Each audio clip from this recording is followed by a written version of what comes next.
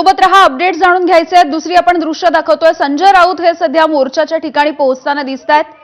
संजय राऊत यांच्या नेतृत्वामध्ये नाशिकमध्ये जन आक्रोश मोर्चा काढण्यात आलाय। ठाकरेंची शिवसेना आक्रमक झालेली दिसते आहे। अपडेट जाणून घेतोय प्रतिनिधी शुभम बोडके आहेत आपल्या सोबत। शुभम,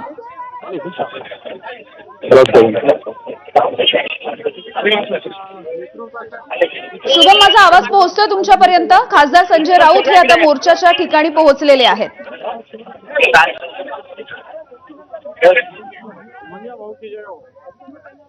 शुभम सोबत पुन्हा एकदा संपर्क साधण्याचा प्रयत्न करूया। आताची ही थेट दृश्य आपण नाशिकमधून बघतोय। नाशिक शिवसेना कार्यालय ते मनपा असा ठाकरेंच्या शिवसेनेचा हा जन आक्रोश मोर्चा असेल। खासदार संजय राऊत हे या मोर्चाचं नेतृत्व करत आहेत। नाशिकमध्ये आतापर्यंत खड्ड्यांमुळे 6 ते 7 नागरिकांचे, निष्पाप अशा नागरिकांचे बळी गेलेले आहेत आणि त्यानंतर देखील रस्ते दुरुस्त झालेले नाहीत। त्यामुळे आता नागरिकांचा रोष वाढतो आहे। शुभम सोबत पुन्हा एकदा संपर्क साधूया आपण। शुभम, संजय राऊत हे पोहोचलेले आहेत आणि मोर्चाचं नेतृत्व करतायत।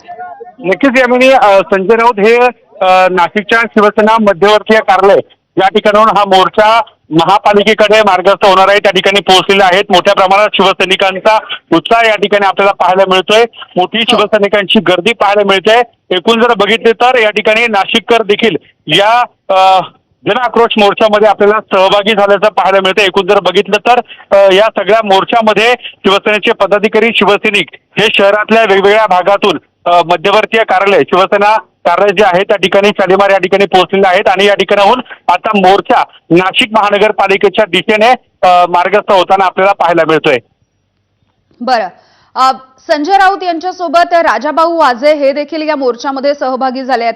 नाशिकमध्ये गेल्या 2 दिवसांपासून संजय राऊत हे खरं तर तळ ठोकून होते आणि तिथल्या पदाधिकाऱ्यांना एकवटण्याचा प्रयत्न करत होते। सर्वसामान्य लोकांना देखील त्यांनी आवाहन केलेलं होतं। नक्कीच यामिनी, आपण जर बघितलं तर मोर्चाच्या 1 दिवस आधी म्हणजे काल संजय राऊत हे नाशिकमधल्या खड्ड्यांची पाहणी करण्यासाठी गेलेले होते।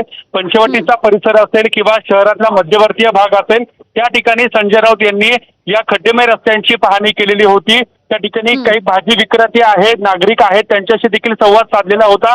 या सगळ्या परिस्थितीचा आढावा देखील संजय राऊत यांनी घेतलेला होता। नागरिकांची चर्चा केलेली होती आणि नागरिकांचं ऐकून घेतल्यानंतर एकूणच या सगळ्या गोष्टींना प्रशासन जबाबदार आहेत, कुंभमेळा मंत्री जबाबदार आहेत अशी प्रतिक्रिया संजय राऊत यांनी दिलेली होती। त्यामुळे आज स्वतः संजय राऊत या जन आक्रोश मोर्चाचं नेतृत्व करताय आणि पालिका प्रशासन असेल किंवा कुंभमेळा मंत्री गिरीश महाजन असेल यांना देखील संजय राऊत हे जाब विचारणार आहेत। बरं, शुभम, असे सोबत रहा। मुकुल कुलकर्णी देखील आपल्याला अपडेट्स देत आहेत। मुकुल, वारंवार नाशिकला स्मार्ट सिटी करण्याचा एक वेगळा विचार दाखवला जातो किंवा सतत या स्मार्ट सिटी विषयी बोललं जातं, मात्र ज्या अगदी मूलभूत गोष्टी आहेत म्हणजे रस्त्यांसारख्या त्यात अजूनपर्यंत काही व्यवस्थित झालेल्या नाही आहेत। 6 ते 7 बळी आतापर्यंत गेलेत या खड्ड्यांमुळे।